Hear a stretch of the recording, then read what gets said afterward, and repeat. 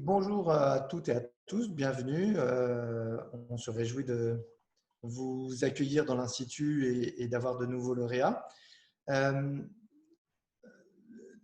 j'ai proposé avec Claire et Marc qu'on puisse commencer par un peu d'histoire et de projection dans l'avenir, un peu d'histoire de d'où vient l'Institut, qu'est-ce qu'il y a derrière son existence, derrière son projet.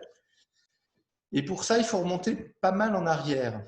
Remonter pas mal en arrière, c'est remonter dans un pays qui a un rapport ambigu à l'engagement. Un pays qui a un secteur associatif fort depuis longtemps, avec d'ailleurs dans ses caractéristiques par rapport à beaucoup d'autres pays, d'avoir su créer un cadre formidable, très stable et très ouvert pour les associations. C'est la fameuse loi de 1901 qui permet extrêmement simplement de créer une association entre personnes qui sont mues par un but commun d'intérêt général et qui peuvent, par une simple déclaration, créer une association et donc pousser des bénévoles à agir ensemble. Et le tissu associatif en France est extrêmement fort. Mais malgré cela, de l'autre côté, au cours de ces dernières décennies, la possibilité d'engagement et notamment pour les jeunes était peu poussée. On est dans un pays qui, jusqu'au milieu des années 90, forçait les jeunes à s'engager quand c'était des jeunes garçons à travers le service militaire, qui a existé depuis la Révolution jusqu'au milieu des années 90, qui a mis fin pour différentes raisons au milieu des années 90 donc, et ensuite a peu travaillé sur ce que pouvait être l'engagement des jeunes. Et pendant toute cette période, il y a eu différentes formes qui ont continué à exister d'engagement des jeunes. D'une part, avec la suite de ce qui était l'objection de conscience pendant les décennies du service militaire, c'est-à-dire qu'on pouvait refuser un engagement militaire en le motivant et préférer aller s'engager dans les prisons ou s'engager dans des associations, ce qui était toléré pour ceux qui refusaient le service militaire. Il y a eu pendant longtemps la possibilité de faire de la coopération, donc beaucoup d'enseignants, beaucoup de médecins, beaucoup de professions plutôt diplômées sont allés s'engager pendant 2 ans dans des pays en voie de développement comme une forme d'engagement. Et puis, il y a eu des débuts de tentatives d'associations de créer ce qui s'est appelé d'abord un service civil pour les jeunes. Et parmi les associations qui ont été très actives, il y en a une d'inspiration américaine et faite de jeunes françaises et américaines, des femmes, qui ont créé Unicité. Mais tout cela concernait finalement relativement peu de jeunes au début des années 2000. Il y a 15 ans exactement, il y a eu des émeutes dans les banlieues qui ont pas mal ébranlé le gouvernement de l'époque, le président de la République s'appelait Jacques Chirac, pas mal ébranlé par le sentiment qu'il se passait quelque chose dans les banlieues qui échappait au pouvoir public.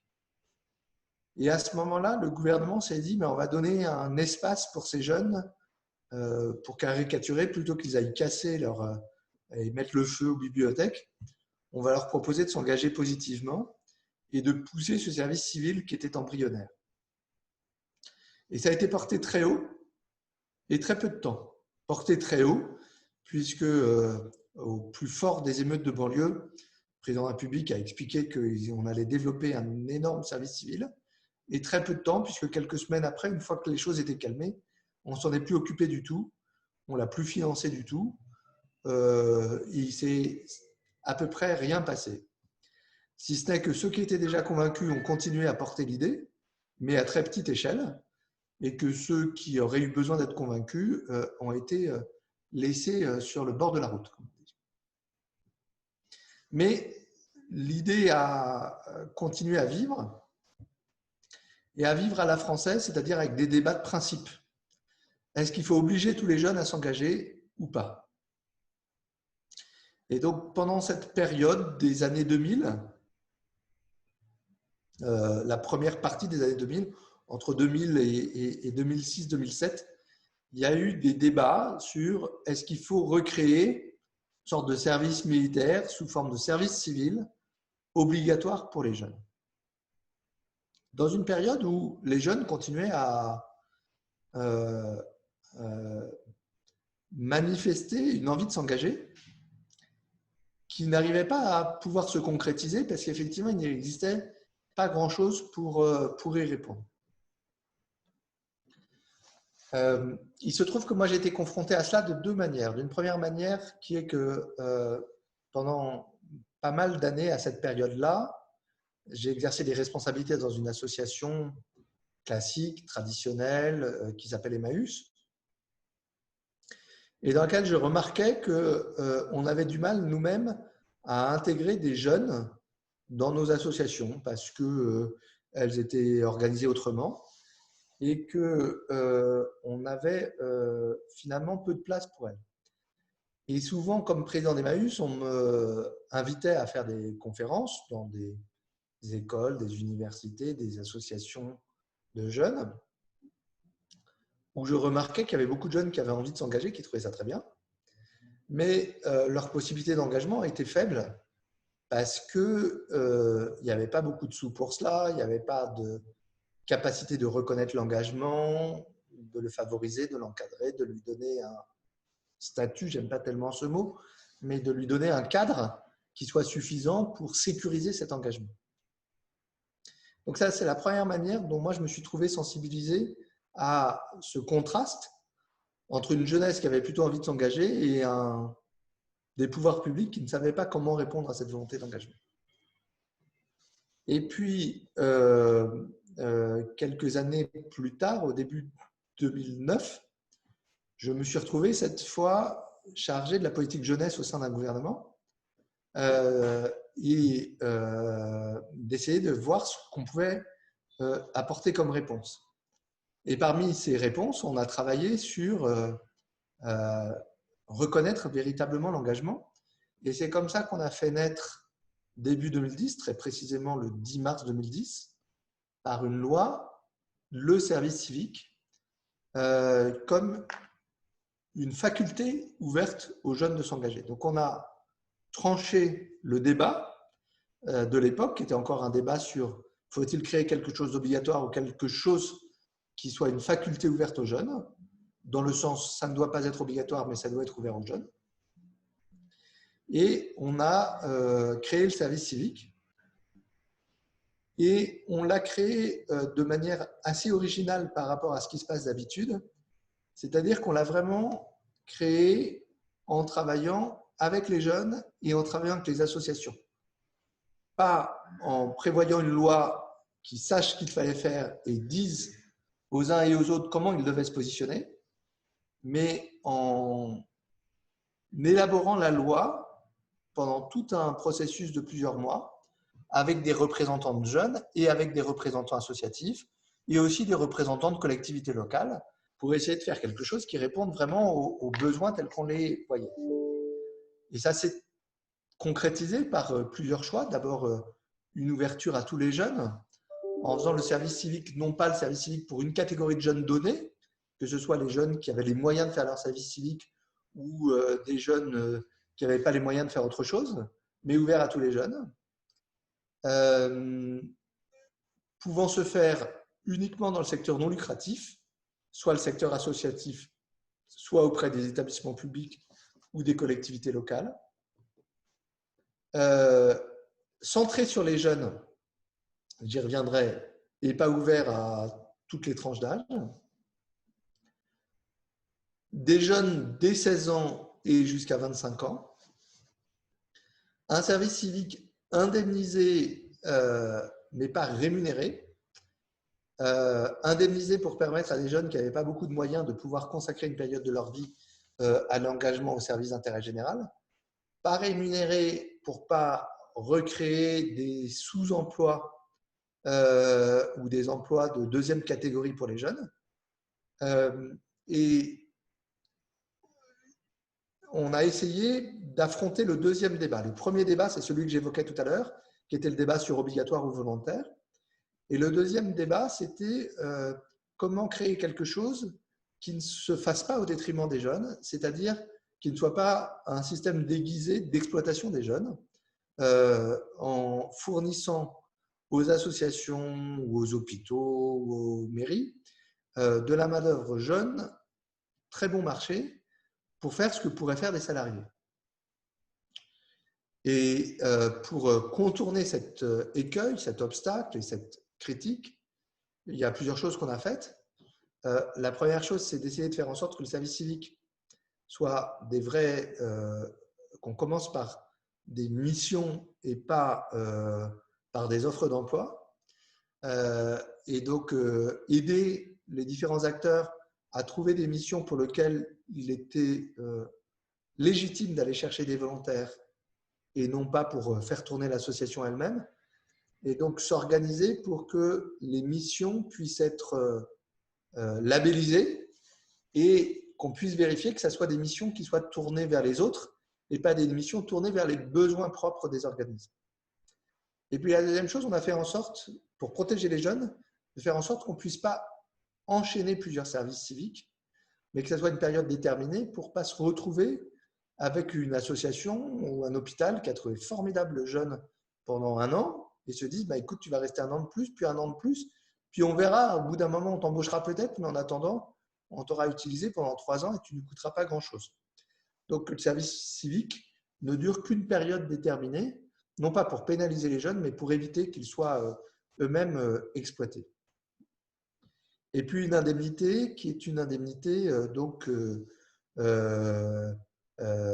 assez proche du niveau du revenu minimum, pas plus élevé, et financée essentiellement par l'État et non pas par l'organisme pour permettre à des associations, y compris en peu de moyens, d'avoir des volontaires en service civique. En mettant ça en place, on se disait que ça pouvait marcher, mais on n'était pas sûr que ça marcherait. En fait, très rapidement, il y a eu beaucoup de jeunes qui se sont inscrits et très rapidement, on a eu plus de jeunes volontaires pour faire leur service civique que de crédits disponibles pour pouvoir faire leur service civique, pour pouvoir leur financer le service civique. Et on a eu aussi beaucoup d'offres d'associations. Donc, dans le gradient, on avait à peu près, au bout d'1 an, 200 000 jeunes qui s'étaient inscrits sur le site, quelques dizaines de milliers d'offres de missions labellisées et de quoi, au début, avoir 10 000 puis 15 000 missions financées. Et progressivement, année après année, le service civique a monté pour aujourd'hui atteindre, je crois, entre 70 et 100 000 missions par an, ce qui est à mettre au regard de ce que représente une génération de jeunes qui est entre 700 et 800 000 jeunes par an. Donc, 10 à 15% des jeunes peuvent faire leur service civique chaque année, ce qui est déjà important pour qu'une génération… donc, quand on est jeune, normalement, on doit pouvoir rencontrer un autre jeune qui a fait son service civique si on connaît plus de 10 jeunes. Parallèlement au service civique, donc qui montait en charge et faisait son petit bout de chemin dans la société,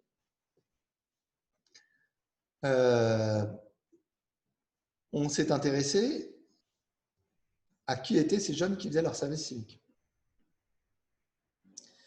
Dans le débat qui est toujours présent d'ailleurs, que j'évoquais tout à l'heure sur obligatoire et volontaire, il y avait 2 dimensions. Il y avait une dimension, grosso modo, on ne peut pas faire confiance aux jeunes. Si on veut leur faire faire quelque chose, il faut les obliger à le faire, sinon ils ne le font pas.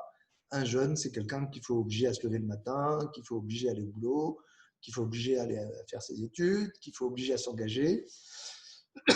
Comme si le reste de la société, on n'avait pas besoin de les obliger, mais les jeunes, il fallait les obliger. Donc, il y avait cette dimension-là, pas très positive, comme vous voyez. Et puis, il y avait une dimension un peu plus positive, ou en tout cas un peu plus réfléchie, qui était si on veut toucher des jeunes qui n'iraient pas spontanément faire leur service civique, ce qui voulait dire des jeunes défavorisés, des jeunes des quartiers difficiles, etc., il faut que le service civique soit pour tous les jeunes. Sinon, ça sera plutôt les jeunes qui ont été élevés dans un milieu dans lequel on leur a transmis, soit par leur famille, soit par leur école, soit leur milieu social, les valeurs de l'engagement. Et ceux-là et celles-là se précipiteront sur le service civique et les autres resteront à l'abri de cela. Donc, obligatoire pour toucher ceux et celles qu'on veut toucher et pour que le droit au service civique aille atteindre ceux qui sont en général absents de ces droits-là. Donc, ça pouvait partir d'une bonne idée. Nous, en montant le service civique, d'abord donc en faisant la loi, puis en organisant l'agence qui était chargée de faire vivre le service civique, on est parti d'un présupposé un peu différent en se disant plutôt que de rendre obligatoire pour aller toucher ceux qui ne seraient pas concernés spontanément, faisons l'effort d'aller vers eux. Et donc, faisons l'effort de faire en sorte qu'on développe le service civique là où il y a des difficultés, que les associations qui s'impliquent dans le service civique ou les collectivités locales qui veulent bien s'impliquer dans le service civique aillent proposer le service civique à des jeunes avec moins d'opportunités que les autres, comme on dit, que les missions soient adaptées à tout niveau d'études et passons des contrats avec les acteurs du service civique pour que ces jeunes, moins diplômés, habitant dans les quartiers sensibles, soient bien présents dans les jeunes en service civique. Et en faisant ça, ça n'a pas trop mal marché. C'est-à-dire que je n'ai pas les données les plus actuelles, mais il y a quelques années encore, quand on regardait la composition de la population de jeunes qui faisaient leur service civique, on trouvait une représentation égale à leur part de leur population, des jeunes ayant fait moins d'études ou pas d'études, des jeunes vivant dans les quartiers sensibles. Et donc, ils n'étaient pas sous-représentés. Ils n'étaient pas surreprésentés, mais ils n'étaient pas sous-représentés. Et en se penchant sur qui ils étaient, on s'est aperçu que ce qu'on espérait se traduisait dans les faits. Alors, qu'est-ce qu'on espérait? On espérait que dans un pays qui accorde beaucoup d'importance au parcours et dans lequel le parcours est beaucoup préformaté, je dis souvent, et c'est assez vrai, qu'il y a quand même beaucoup de choses qui se décident très très tôt. On choisit l'endroit où on habite pour être près d'une bonne maternité, près d'une bonne école, près d'une…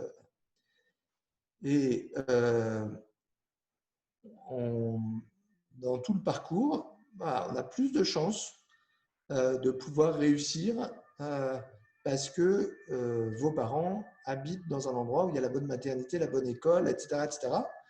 Et si on est dans la bonne école, on ira dans le bon lycée. Si on est dans le bon lycée, on ira dans la bonne classe préparatoire ou dans la bonne université, etc., etc. Et si on n'est pas du bon côté ou pas complètement du bon côté, on peut y arriver, mais c'est un peu plus dur. Et donc, la probabilité d'y arriver est un peu plus faible à qualité égale, à compétence égale, à capacité égale. C'est l'inégalité des chances telle qu'on la connaît, telle qu'elle existe dans beaucoup de pays, et dans le cas telle qu'elle est assez particulière en France, parce qu'en France, elle est niée. En France, on est persuadé que le fait que l'école soit obligatoire depuis longtemps, qu'elle soit gratuite depuis longtemps, que les études supérieures soient en grande partie gratuites, là aussi depuis longtemps, qu'il y ait des principes de concours républicains, que tout cela assure une forme d'égalité des chances. Et la réalité est différente. Mais on voit moins bien cette réalité en France qu'on ne la voit dans d'autres pays, parce qu'en France, on est persuadé qu'on s'est mis en mesure d'assurer l'égalité des chances. Et donc, en fait, cette égalité des chances n'est pas assurée. Et elle est même battue en brèche par des tas de choses. Par exemple, on a vu monter en puissance au cours des 15 dernières années le soutien scolaire payant, avec des milieux défavorisés qui devaient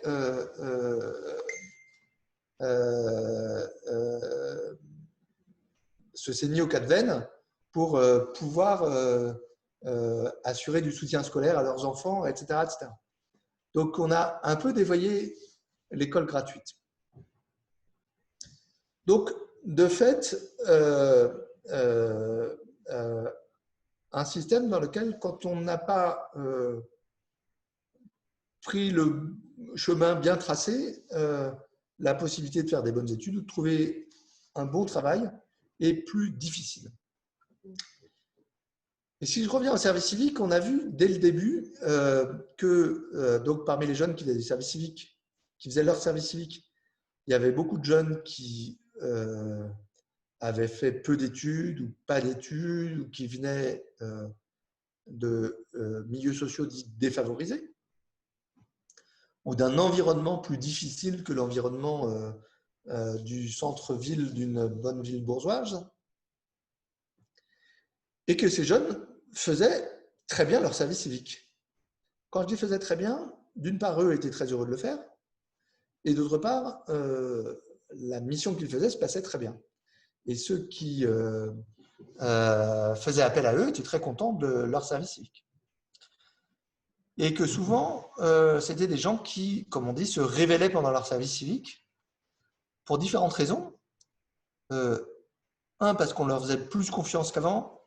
Deux, parce qu'ils avaient quelque chose de concret à faire. Trois, parce que ça ne reposait pas sur quelque chose de scolaire.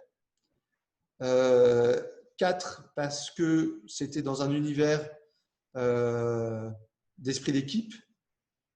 5, 6, beaucoup d'autres raisons, mais je pense que ces 4 raisons sont 4 raisons importantes. Et en voyant cette réussite, ou ces réussites, nous nous sommes dit, alors ce n'est pas un nous de majesté, on était plusieurs à faire vivre ces débuts du service civique, nous nous sommes dit, dans le système tel qu'on le connaît, si on ne fait rien, le service civique se passera très bien, mais après, ça se passera aussi mal qu'avant. Puisque ces jeunes auront beau avoir s'être révélés eux-mêmes et avoir parfois trouvé leur voie, trouvé leur vocation, trouvé leur confiance en eux, cette confiance va s'évanouir en quelques semaines ou en quelques mois, parce que ce n'est pas pour cela qu'ils pourront rentrer dans des formations auxquelles ils aspirent, ce n'est pas pour ça que les employeurs leur feront confiance, ce n'est pas pour ça que la société en général reconnaîtra leur engagement. Et donc, on s'est dit, il faut trouver quelque chose pour permettre de valoriser cet engagement et de lui donner une suite. Et c'est comme ça qu'on a créé l'idée de créer l'Institut qui s'est d'abord, pour l'histoire que je viens de raconter, s'est appelé Institut du service civique. Et quelques années après, c'est un peu élargi en s'appelant l'Institut de l'engagement, mais sur un principe simple qui est, on permet à des jeunes de s'appuyer sur cette expérience positive pour pouvoir la prolonger, et la prolonger soit parce qu'ils veulent faire des études, soit parce qu'ils veulent aller travailler, soit parce qu'ils veulent créer leur propre projet. Et on s'est dit, on va à la fois créer quelque chose, mais pas créer quelque chose d'isolé et à partir de rien. Ça ne fonctionnera que si on s'intègre bien dans le système pour 2 raisons. À la fois parce qu'on n'avait pas de sous, pas de moyens, pas de ceci, et donc il valait mieux s'appuyer sur des gens qui en avaient ou qui existaient ou qui avaient déjà pignon sur rue, première raison. Et la deuxième raison, parce qu'on s'est dit, si on crée quelque chose d'un peu auto-centré ou fermé, on va prendre le risque de pénaliser les jeunes qu'on veut aider. C'est-à-dire que si on crée notre propre cursus, notre propre diplôme, nos propres emplois, un truc fermé, on va enfermer les jeunes. Et notre préoccupation, notre mantra, notre obsession, notre envie, c'était de faire en sorte qu'on aide pour de vrai les jeunes et que, en aidant les jeunes, la première condition de les aider, c'était d'élargir le champ du possible.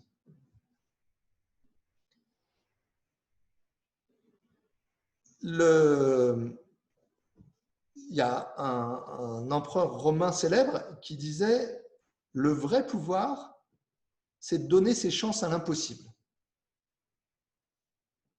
C'est un empereur qui est devenu célèbre pour d'autres choses, qui s'appelait Caligula, mais en fait, il mérite d'être connu en disant, voilà, encore une fois, le pouvoir, c'est de donner ses chances à l'impossible.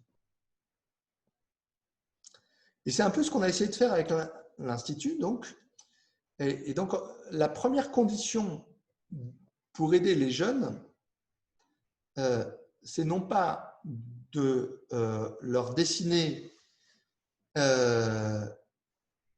leur chemin en leur disant, ben voilà, avant tu pensais être enfermé dans ces cases-là, et ben maintenant tu vas être libre dans d'autres cases. Mais c'est plutôt de faire en sorte que les jeunes, et donc vous aujourd'hui, les lauréats, vous puissiez avoir un champ des possibles ou de l'impossible qui soit plus large et que vous puissiez faire vos propres choix. Et donc pour faire cela, on est allé chercher toute une série de partenaires pour élargir ces choix. Des partenaires parmi les écoles ou les universités. Et donc en quelques années, sous la houlette de l'équipe de l'Institut, on est passé de 3 premiers pionniers qui ont bien voulu nous accompagner à l'époque où on n'existait pas, à 150 ou 200 écoles, universités très diverses qui acceptent de vivre cette aventure avec nous, de faire confiance aux jeunes en faisant confiance à l'Institut et de leur ouvrir leurs portes. Ce qui permet une diversité, le concours, alors on n'aime pas le mot concours, mais le rite que vous venez de passer, ou les épreuves que vous venez de passer, ou le chemin que vous venez de faire. Et le chemin, le concours, si je l'appelle concours, qui ouvre l'accès à le plus d'écoles au monde. Il n'y a pas beaucoup de concours, ou par une seule concours, on peut éventuellement rentrer à Sciences Po, dans une école du travail social, dans un master à Paris-Nanterre, dans une école de commerce, etc. etc. Mais on s'est dit, tous les jeunes n'ont pas envie de vouloir faire des études. Il y en a d'autres qui veulent aller travailler. Donc, on est allé chercher des partenaires et des entreprises pour aller travailler, pour offrir du travail, des emplois, avec plus de difficultés de leur côté à accepter qu'ils puissent embaucher des gens ou des jeunes qui ont un parcours différent des jeunes qui sont habitués d'embaucher. Donc, nous, on a embauché nous-mêmes des accompagnants, toute une équipe, pour pouvoir vous aider à trouver votre chemin, soit du côté des formations, soit du côté des emplois, puisque ça ne se faisait pas spontanément. Il ne suffisait pas de dire à telle ou telle entreprise, ben voilà, vous allez prendre X ou Y parce qu'il est lauréat de l'Institut de l'engagement. Mais tout le monde n'a pas envie ni d'aller faire des études, ni d'aller travailler. Certains ont envie de créer leur propre projet. On ne va pas les blâmer pour autant. Et donc, on s'est dit qu'il fallait aussi accompagner des jeunes qui voulaient créer leur projet, soit une entreprise, soit un projet culturel, un projet associatif, pour le faire. Et vous avez probablement remarqué que dans votre dossier et pendant l'oral, ce qui comptait pour nous, c'était ce que vous aviez envie de faire. Et ce qui comptait, c'était est-ce qu'on se sentait capable de pouvoir vous aider pour faire cela. Et c'est tout ce qu'on va faire maintenant.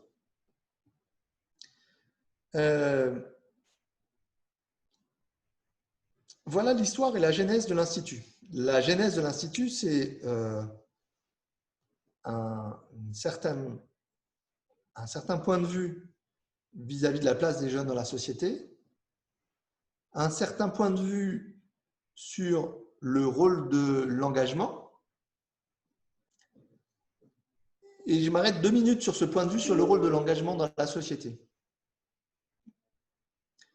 De considérer qu'une société a besoin d'organismes publics, a besoin d'entreprises, a besoin de toute une série de choses, a besoin de salariés, a besoin d'agents publics, mais qu'elle fonctionne mieux si elle a aussi la capacité de donner une place à des gens qui s'engagent, c'est-à-dire qui veulent rendre service de manière plus désintéressée que d'obtenir un salaire ou de faire une carrière, etc. Mais de vraiment mettre à disposition de la société leur temps, leur talent, leurs compétences, leur énergie, leur solidarité, leur générosité au service d'un projet d'intérêt général. Et qui acceptent de prendre un peu de risque par rapport à leur confort personnel, en faisant quelque chose en plus de ce qu'ils doivent faire pour vivre, en s'engageant pour une cause, en militant pour une cause, en défendant des idées, en défendant des convictions. Donc l'engagement, c'est à la fois donner de soi-même et donner de soi-même au sens physique du terme, le temps qu'on peut donner, au sens matériel du terme, on peut s'engager en donnant de l'argent, ou donner du temps, c'est l'équivalent d'argent, et au sens militant du terme, c'est-à-dire en acceptant de se battre pour une cause, la cause pouvant être la cause des plus pauvres, la cause des isolés, la cause de l'environnement, la cause de tout ce qu'on veut, mais une cause d'intérêt général, pas pour sa cause à soi.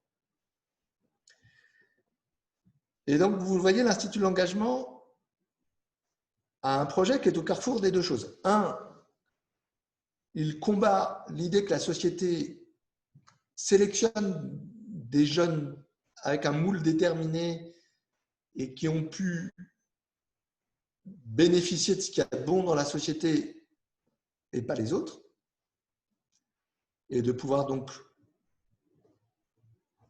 permettre à tous, à partir de leur engagement, de pouvoir eux-mêmes accéder à des bonnes formations, à des bons emplois, à des bons projets et être mieux armés pour pouvoir vivre leur engagement et leur hiver.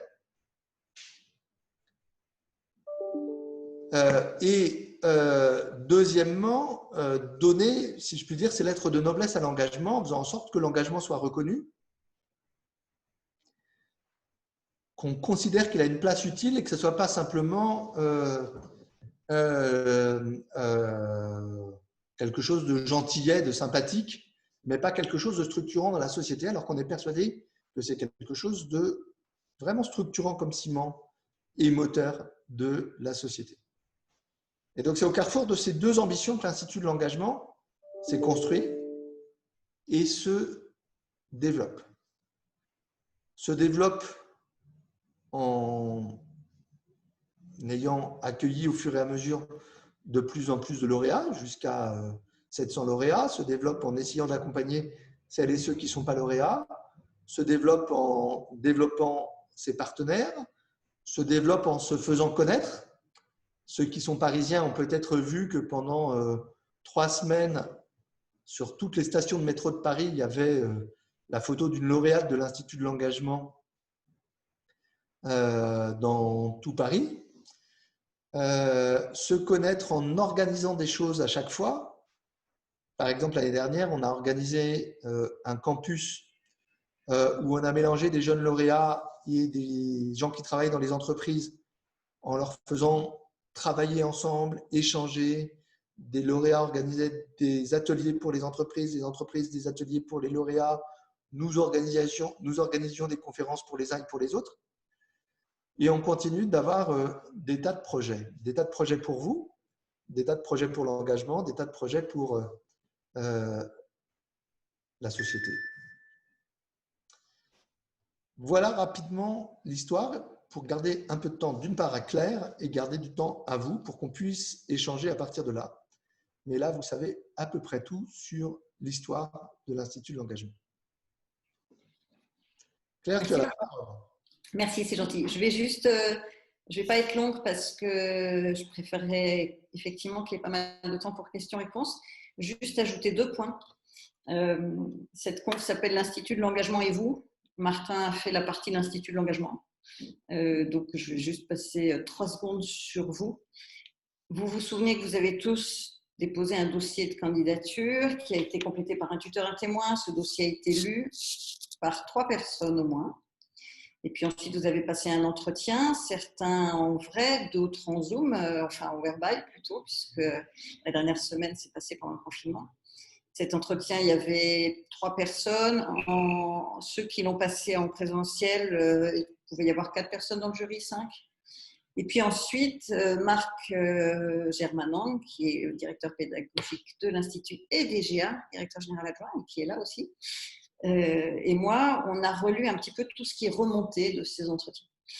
Si je vous dis ça, c'est pour vous dire que des personnes qui ont dit « ben ouais, ce jeune-là, son projet, il va y arriver et nous, on y croit, quelles que soient les difficultés qu'on connaît et que Martin a rappelé, nous, on pense qu'il a le potentiel et donc il va y arriver. » Ça vous fait un tuteur, un témoin, 3 personnes qui ont lu le dossier, 3, 4 ou 5 à l'oral, Marc et moi. Autrement dit, il y a 10 personnes qui croient en vous et en votre projet.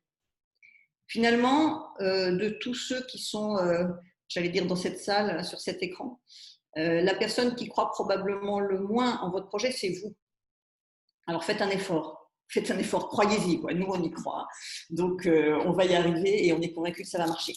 Et ça va marcher parce que vous êtes un peu des dingues, que vous avez un potentiel de fou, que vous êtes engagé et que vous êtes une promo. Et c'est le deuxième truc que j'aurais vous dire. Vous êtes une promo. Vous avez fait connaissance sur votre groupe Facebook.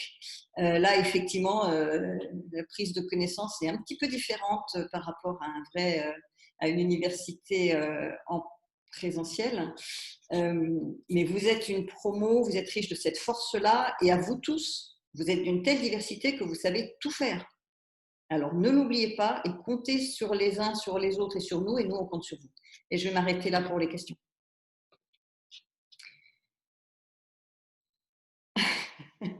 Pardon, il y a des questions rigolotes. Allez, Martin, je te pose des questions. Quelles ont été les difficultés pour la retrouver, pour la recherche de financement pour l'Institut et comment les avez-vous gérées?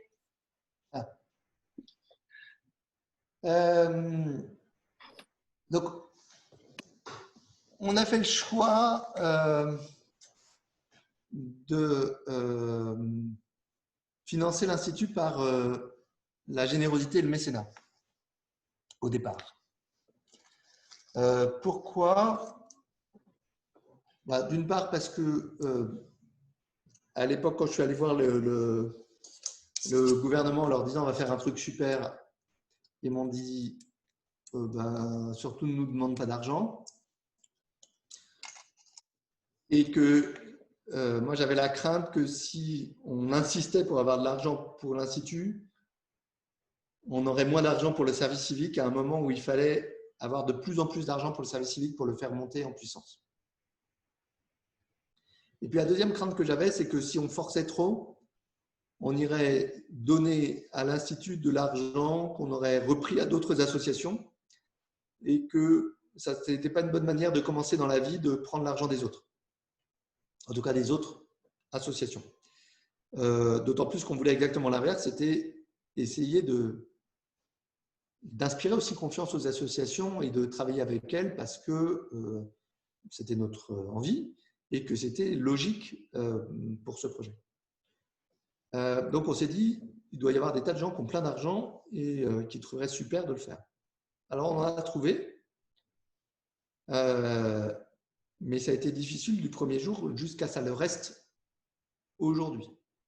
Alors d'abord, un petit mot, pourquoi est-ce qu'il faut de l'argent? Il faut de l'argent, qu'est-ce qu'on fait de cet argent? Il faut de l'argent pour plusieurs choses. Un, pour pouvoir vous accompagner. Donc, il y a une équipe qui vous accompagne, qui sont payés pour ça, même s'ils ont parfois un âge assez voisin du vôtre et que certains sont d'anciens lauréats. Mais donc, on a besoin de payer une équipe, essentiellement pour l'accompagnement. On a besoin de vous faire vous rencontrer, faire des projets en commun, organiser des universités. Jusqu'à présent, on ne les faisait pas par Skype ou Zoom. virtuel, mais on les faisait en réel. Donc, il y a besoin de pouvoir y aller, de se loger, de se nourrir, etc. Certains d'entre vous ont 0 sous, n'arrivent pas à avoir des bourses, etc. Et on a besoin de les soutenir. Voilà, grosso modo. Et puis, on a besoin de pouvoir organiser les jurys, même si l'association Institut de l'engagement a comme caractéristique, quand on regarde son vrai budget, il y a une grosse moitié qui vient de la gratuité de tous ces bénévoles, de ce qu'on lui prête, etc. Et puis une moitié en argent de ce qu'on nous donne comme financement, subvention. Ça doit être de l'ordre de 3 millions d'euros d'un côté, 3 millions de l'autre à peu près. Dans vos jurys, c'est des gens qu'on ne paye pas pour être au jury. Vos parrains ne sont pas payés pour être parrains. Les intervenants dans les universités sont tous bénévoles. Et le seul qui a essayé d'être payé, on l'a envoyé se faire voir. Et pourtant, on a des centaines d'intervenants et vous verrez de très, très, très haut niveau qui viennent parler devant vous. Et avoir de l'argent, c'est difficile. Alors, on passe du temps à ça. On a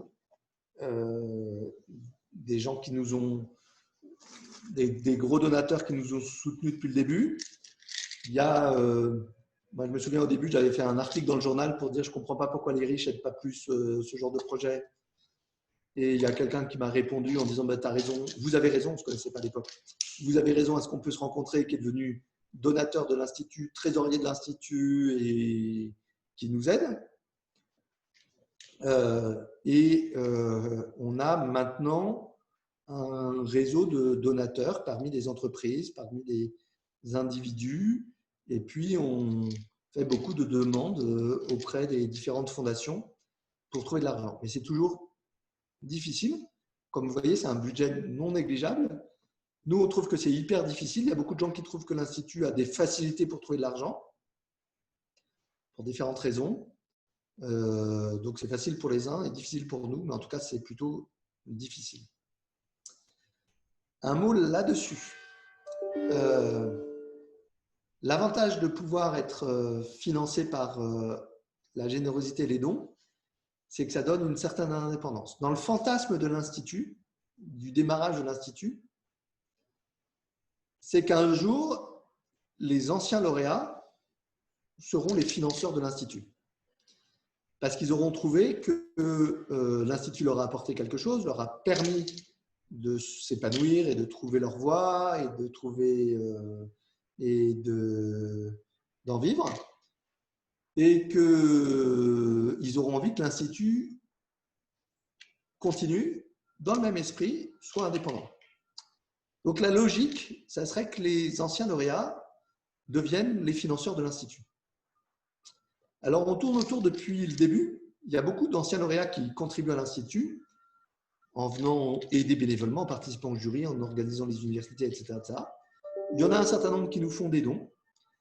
On n'a pas mis de formule strictement obligatoire, mais plus vous aidez l'Institut et plus vous aiderez pendant les 10 ou 20 ans qui viennent, plus vous assurerez, si vous pensez que c'est un beau projet, que l'Institut existe, est indépendant et est votre Institut. Voilà. Et plus vous permettrez, et j'enchaîne directement sur une autre question, à l'Institut de répondre aux futurs enjeux et aux futurs projets. Petite question, quels sont les futurs projets de l'Institut pour les nouveaux partenaires et les enjeux de l'Institut pour cette fin d'année? Merci Clara et Océane pour ces excellentes questions. Alors, en général, on ne manque pas de projet à l'Institut. Hélas. Alors, pourquoi on ne manque pas de projet? Parce que d'abord, il y a tellement de choses à faire. En général, on est animé par l'idée que on trouve qu'il y a quelques défauts dans le monde dans lequel on vit et que si on peut aider à les résoudre, c'est pas plus mal. Il y a tellement de défauts que c'est pas très difficile d'avoir des envies et des idées de choses à améliorer. Et qu'il y a certains sujets sur lesquels ben, on ne se bouscule pas au portillon pour le faire. Donc, on a pas mal de projets. On a bien sûr le projet de pouvoir continuer à grandir et à concerner plus de jeunes qui est un projet important. On a le projet dans la forme de grandir aussi. J'expliquais pourquoi est-ce que l'Institut est né de manière très indépendante, mais indépendante ne veut pas dire couper du reste. Et on essaye de convaincre aussi les pouvoirs publics que ce qu'on fait pour 700 jeunes, les pouvoirs publics pourraient pousser un peu les portes et qu'eux ont une part de responsabilité dans le fait qu'il y a tant d'inégalités des chances et que s'ils voulaient s'en donner les moyens, ils pourraient faire avec nous le fait qu'on passe de 700 lauréats à 10 000 lauréats, par exemple. En poussant les écoles à ouvrir plus largement leurs portes, avec toute une série de choses. On s'est dit aussi, alors là je prends des pincettes parce que moi je me le suis beaucoup dit et ça bouscule parfois un peu l'équipe. Il se trouve que moi, mon métier actuel, ma fonction actuelle est de diriger les hôpitaux de Paris et donc d'avoir pris Covid de plein fouet et d'avoir vu pas mal de choses qui s'y passaient. Et dans les choses qui s'y passaient et que j'ai vu plus que je ne le voyais dans d'autres circonstances, c'est un appétit d'engagement extrêmement fort. Et on s'est beaucoup occupé pendant ces 100 jours de faire en sorte que ceux qui voulaient s'engager auprès de nous puissent le faire, qu'on ne leur dise pas non. Je trouve que quelqu'un qui propose quelque chose, qui propose de donner de lui-même, lui dire non, c'est horrible. En revanche, lui dire oui, puis lui dire merci, ça va. Et donc, en discutant avec l'équipe, on s'est dit qu'il y avait une manière de faire qui était de faire une promotion très spéciale de l'Institut de l'engagement. Vous allez être une promotion très spéciale, mais qui, vous n'allez pas forcément ressembler aux autres lauréats, mais le principe de votre promotion ressemble au principe des autres promotions. Et là, qu'on allait faire à l'automne une autre promotion ouverte à celles et ceux qui se sont engagés dans le Covid. Parce qu'ils sont venus aider, parce qu'ils ont fait dévier le cours de leur entreprise pour faire quelque chose qui soit d'intérêt général plutôt que d'intérêt commercial, etc., etc. Et de faire en sorte que ce noyau puisse, d'une part, prolonger un projet qui est né pendant la crise et qui est né dans l'urgence, et par ailleurs, les aider collectivement à faire en sorte que la société ne soit pas exactement la même après qu'avant. Je ne sais plus quelle était la question, mais j'ai fait la réponse. Ah oui. C'était les enjeux, les futurs projets de l'Institut. C'est pas mal, tu as pas mal répondu. Petite question qui reboucle un petit peu en partie avec ce que tu as dit, qui est est-ce qu'on pourra connaître les anciens lauréats et surtout ceux qui ont des projets proches des nôtres? Je ne sais pas si tu veux répondre ou si tu veux que… Je vais répondre oui et vous allez répondre comment. Voilà. En fait, ça fait partie de nos vrais projets et des enjeux et des projets de l'Institut pour maintenant et ensuite. Quand Martin dit les anciens sont l'avenir de l'Institut, ça on en est convaincu. Et quand je vous dis vous avez la force d'une promo, vous n'imaginez pas la force que c'est. Mais aujourd'hui, il y a 4000 lauréats qui sont partout en France et qui ont tous les types de compétences. Donc nous, on est convaincus de la nécessité de vous mettre en relation avec les anciens et de créer cette communauté et de la consolider. Et pour ça, d'abord, les anciens, on les sollicite. Un certain nombre d'entre vous, par exemple, ont passé leur entretien devant des anciens lauréats. Lorsqu'il y a, si vous avez participé à la première université, il y avait des ateliers qui étaient animés par d'anciens lauréats. Peut-être que vous avez eu l'occasion d'en voir. Vos chargés d'accompagnement vous mettent en relation avec d'anciens lauréats.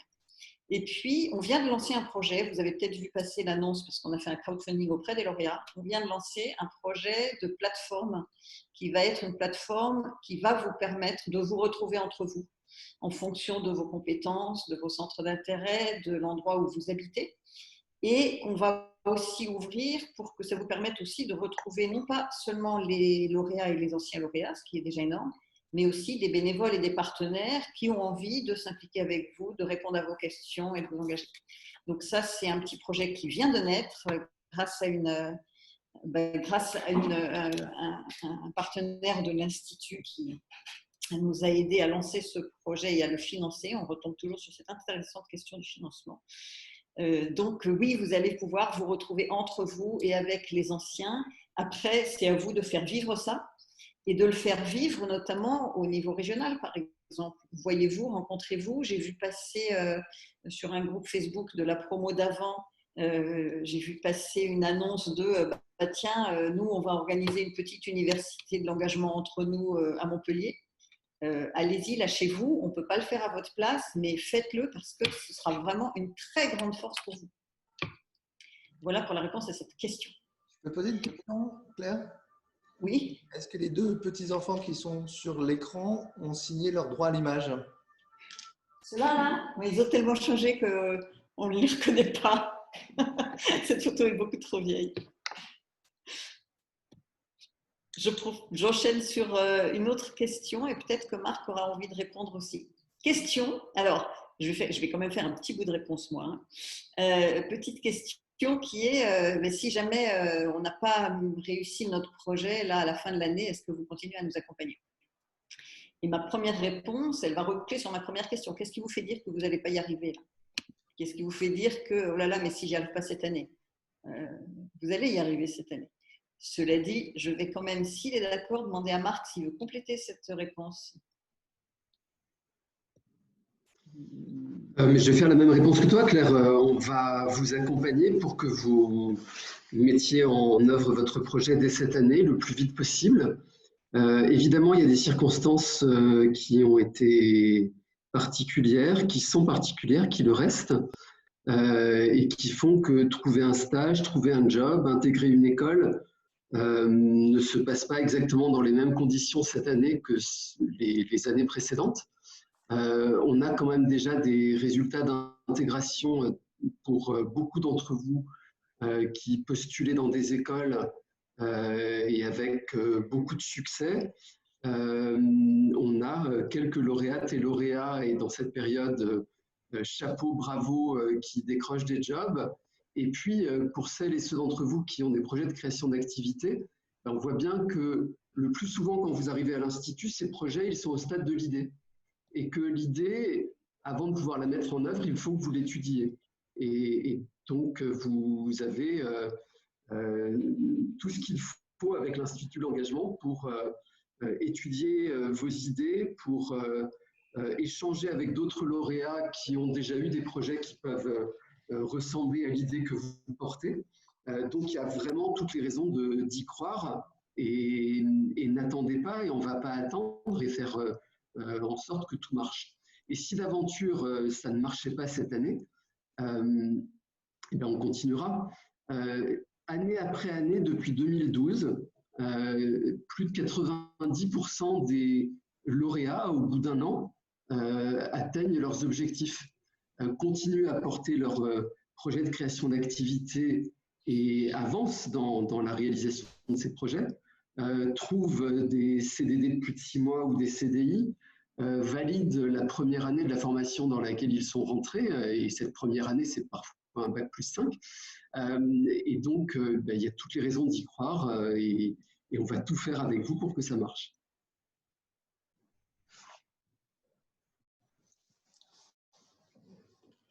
Est-ce qu'il y a d'autres questions? Je n'en vois plus, dites donc.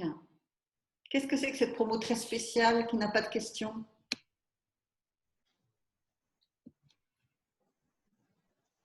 J'ai encore des trucs à dire. Allez, vas-y.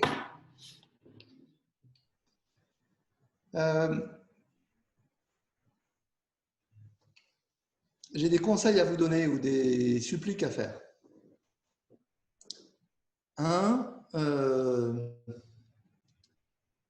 Être lauréat, c'est pas être passif et pas être passif vis-à-vis de l'Institut.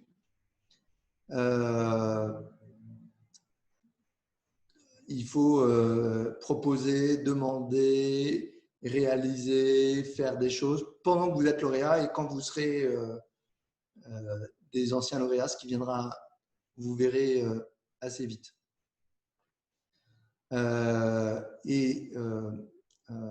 L'Institut, c'est un ensemble qui inclut les lauréats. Vous n'êtes pas extérieur à l'Institut. Vous faites partie de l'Institut. Et donc, ce que deviendra l'Institut, c'est aussi ce que vous auriez envie d'en faire, comment vous-même vous le pousserez, vous pousserez, vous aiderez, vous serez proactif. Deuxième chose importante, on va dans la manière, l'Institut est lui-même construit avec beaucoup de partenaires. Dans les partenaires, il y a des associations, il y a des écoles, il y a des entreprises, il y a des donateurs, il y a toute une série de gens très différents les uns des autres. Et dans les intervenants, vous verrez, on fait intervenir des gens qui travaillent dans des entreprises, dans des collectivités locales, dans des associations, dans des universités, etc. Et l'un de nos objectifs, c'est à la fois que vous puissiez renforcer vos convictions, c'est très important d'avoir des convictions dans la vie, et à la fois que vous soyez ouvert d'esprit et que vous soyez tolérant et que vous ayez la simplicité des convictions, mais la compréhension de la complexité du monde. Qu'il n'y a pas d'un côté les bons et les mauvais, ceux qui ont toujours raison et ceux qui ont toujours tort. Il y a un univers qui est plus complexe que ça. Encore une fois, ça ne veut pas dire qu'on a des convictions fortes. Mais pour faire vos propres choix, il est important, et nous on estime qu'il est important, que vous soyez confrontés positivement à l'ensemble des univers. On peut être passionné d'association, mais essayer de comprendre ce qu'est le moteur d'une entreprise. On peut s'intéresser au social, mais essayer de comprendre comment fonctionne l'économie et quelles sont les contraintes des uns et des autres. Et en faisant cela, je crois vraiment que nous, on cherche tout, sauf vous endoctriner, mais en revanche, de tout faire pour que vous ayez à la fois des clés de lecture qui ne soient pas trop simplistes et qui soient ouvertes à vous mettre à la place d'un autre plutôt qu'à juger les autres. Et à essayer de comprendre et être ouvert et avoir des arguments plutôt que d'avoir des préjugés. Les arguments, c'est bien meilleur que les préjugés. Et avoir des arguments, être sûr de ses propres arguments, c'est admettre que l'autre peut avoir des arguments aussi. Et ça, c'est majeur. Pardon de faire un petit cours de morale là-dessus, mais c'est quelque chose qui est majeur. Et pour lequel peut-être que vous allez trouver que vous auriez envie qu'on soit plus militant et moins ouvert à différents univers. Peut-être que vous nous en voudrez demain matin, mais je pense que dans quelques années, ça n'enlèvera rien à vos capacités à changer le monde et à avoir l'ardeur de changer le monde. Au contraire, vous serez d'autant plus fort pour pouvoir changer le monde, si vous avez envie de changer le monde, que vous comprendrez quelles sont les différentes logiques du monde et que vous les respecterez et que vous savez ce qu'il faut combattre et que vous savez avec quoi il faut s'allier. Voilà, c'était 2 petits messages que j'avais envie de vous faire passer ce matin. On continue sur quelques questions. Il y a des questions assez faciles, je vais répondre rapidement. Est-ce qu'on aura une université en présentiel en plus? Oui, j'espère bien qu'il y aura une université en présentiel pour vous. Si tout se passe bien, ça sera fin octobre à Paris. Vous n'avez plus qu'à croiser les doigts et mettre les masques. Si Covid nous en laisse la liberté, il y aura bien une université en présentiel pour vous à la fin octobre. Autre question que j'avais un peu loupée tout à l'heure, mais qui m'a été rappelée, et sur laquelle je vais demander à Mathieu s'il est là et s'il veut bien répondre. Est-ce qu'il y a des groupes de lauréats en région? Mathieu, est-ce que tu peux répondre à ça? Vous connaissez Mathieu, hein, parce qu'il est tout le temps en train de mettre des posts sur les Facebook des groupes. Alors, bonjour à tous. Peut-être que vous ne me voyez pas, mais vous voyez sûrement ma photo. Je peux vous assurer que je souris exactement comme sur la photo, donc elle n'est pas mensongère. Je vous le garantis, il sourit tout le temps. Et Mathieu, Oui. l'Institut est laïque et je vois que tu as un crucifix dans la main. Ça ressemble à un crucifix et c'est surtout une rambarde pour accéder à des escaliers et mon téléphone portable pour publier en live lors des universités de l'engagement. Pour répondre à la question des groupes Facebook, effectivement, vous êtes, vous, sur un groupe, donc quel groupe de votre promotion.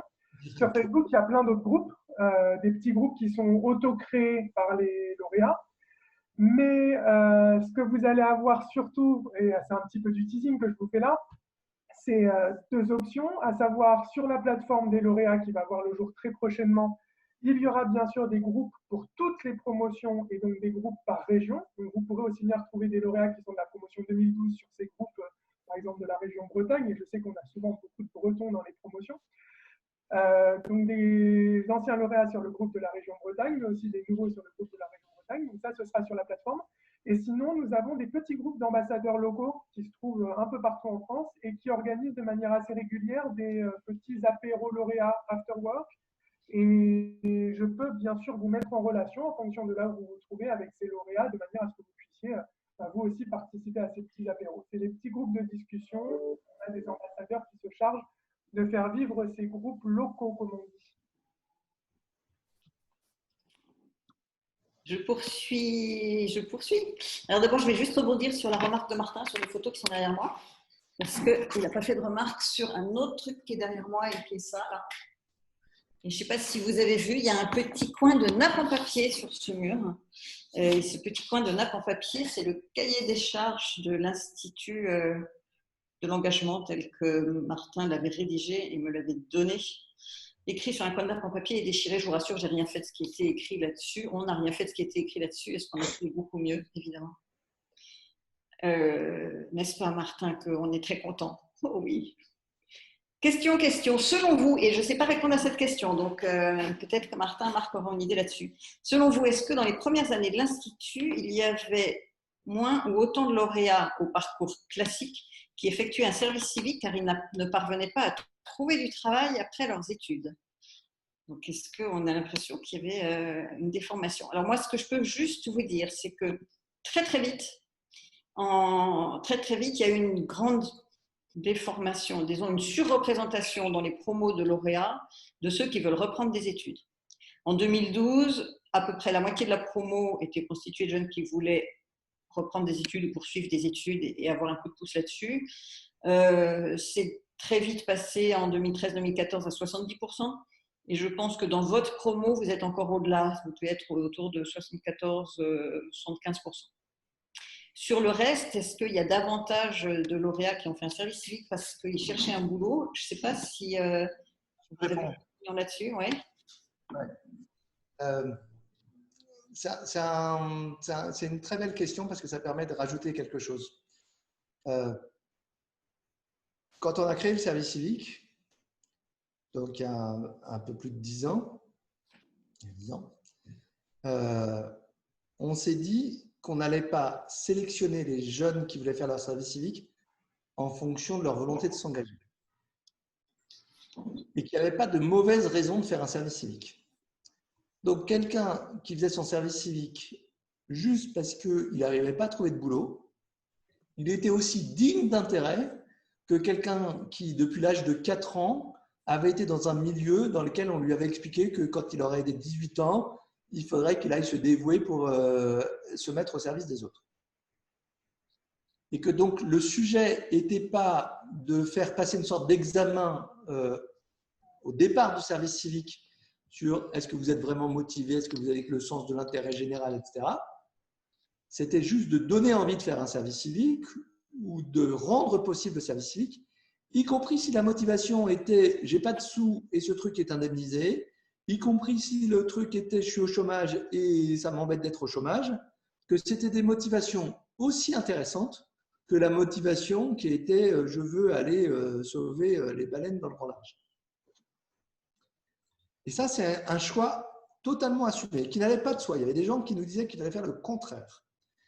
Et donc, on est allé développer le service civique dans les missions locales, etc., pour pouvoir leur avoir accès à ces motivations qui étaient parfois jugées comme des mauvaises motivations. Et ensuite, on s'est dit que le sujet du service civique, c'est une fois qu'on a mis le pied dedans ou le doigt dedans, que effectivement, on enrichisse ces motivations, que ces motivations soient plus uniquement des motivations de résoudre le problème de maintenant, mais que ce soit de dépasser ses propres problèmes. Et là aussi, je pense que ça a fonctionné. Donc, le critère de jugement du service civique n'est pas de savoir s'il arrive à n'avoir que des jeunes qui avaient d'emblée une motivation d'engagement, mais s'il parvient à ce qu'à la fin du service civique, quelles que soient les motivations initiales, on ait de l'élan pour l'avenir. Et nous, on est là pour aider à ce que cet élan soit encore plus renforcé, consolidé, étayé. Voilà. Je voudrais ajouter, donc il n'y a pas de pré-ciblage, on ne vise pas a priori tel et tel jeune qui est rentré dans le service civique ou dans le volontariat pour telle et telle raison. Et ce qu'on constate à l'arrivée, vous l'avez constaté vous aussi, notamment si vous avez rejoint la page Facebook de votre promo, c'est l'extraordinaire diversité d'une promo.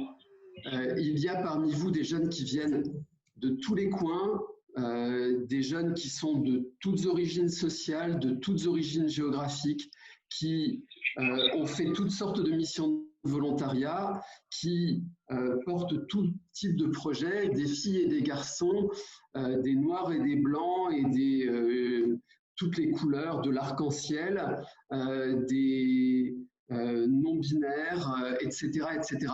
Et cette diversité au sens plein du terme, au sens réjouissant du terme, profitez-en.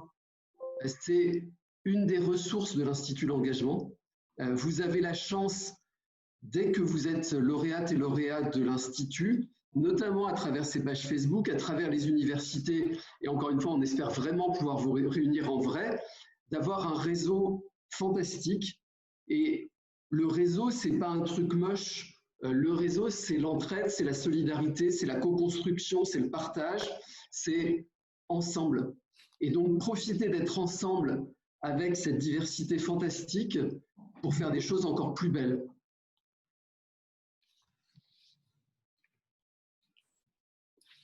Je ne vois pas d'autres questions. Ce que je vous propose, c'est qu'on va juste vous dire 2 mots sur la suite. Très rapidement, Marc, pour vous dire qu'il y a des ateliers pour présenter la conf de demain. Martin, tu veux dire un petit mot avant de partir? À très bientôt. Pas mal. Merci Martin, à bientôt. Donc juste Marc, tu dis 2 mots sur la suite. Alors d'abord, moi j'appelle votre attention sur la conf qui a lieu demain matin avec Marc justement. Vas-y Marc, lâche-toi sur la suite de l'université. Vous avez toutes et tous reçu le programme et vous vous êtes inscrits pour des ateliers. Donc vous connaissez le déroulé et tout va bien se passer. Vous allez vous connecter au bon moment et rejoindre les ateliers que vous avez choisis. En fin d'après-midi, on aura une conférence avec Stéphanie Balm qui va nous parler de la Chine, du Covid et du monde d'après. Et je n'ai pas de doute sur le fait que ça va être super intéressant. Demain, j'aurai le plaisir de vous retrouver. Et puis demain, en fin de journée, il y aura une autre conférence de Michael Jérémias. Michael Jérémias qui est un champion de tennis en fauteuil roulant, quelqu'un d'exceptionnel, dont j'ai eu la chance d'être le prof à Sciences Po. J'ai eu la chance aussi d'écrire un livre avec lui. Et il nous fait l'amitié, il est déjà intervenu devant les lauréates et les lauréats de l'Institut L'Engagement, de revenir. Il sera en direct de Londres pour parler avec vous demain après-midi. Et puis on diffusera, il a créé une association vraiment très chouette qui s'appelle Comme les autres, pour l'inclusion des jeunes qui ont connu un accident de la vie. Et donc on diffusera le film sur cette association et Michael reviendra avec Frédéric Lopez en fin de soirée, au début de soirée, milieu de soirée, selon vos horaires habituels, et vers 22 h, pour que vous puissiez discuter avec Frédéric Lopez et Michael Jérémias de ce film et de cette association et de ce projet. Voilà, donc un programme qui n'est pas celui d'une université habituelle, pas celui d'une université en vrai, mais dans lequel j'espère vous allez vous retrouver et n'hésitez pas à profiter de ce programme aussi pour vous retrouver entre vous et vous donner rendez-vous et faire en sorte de faire vivre cette promo. Et j'insiste parce que bizarrement Marc ne l'a pas fait sur la conf de Marc demain matin, très importante, pour répondre à toutes vos questions sur l'accompagnement, sur ce qui va se passer très concrètement avec vous, même si vous en avez déjà quand même vu pas mal puisque ça fait 2 mois et demi maintenant que vous êtes directement en contact avec votre chargé d'accompagnement. Il vous en dira plus et il vous expliquera s'il en est encore besoin que l'accompagnement ne fera jamais rien à votre place et que donc c'est à vous d'être là et de réagir et de répondre et d'être actif et de mener à bien vos projets qui sont superbes. Voilà, on va vous laisser faire une petite pause avant les ateliers. Merci à tout le monde, bonne journée et à la fois d'après.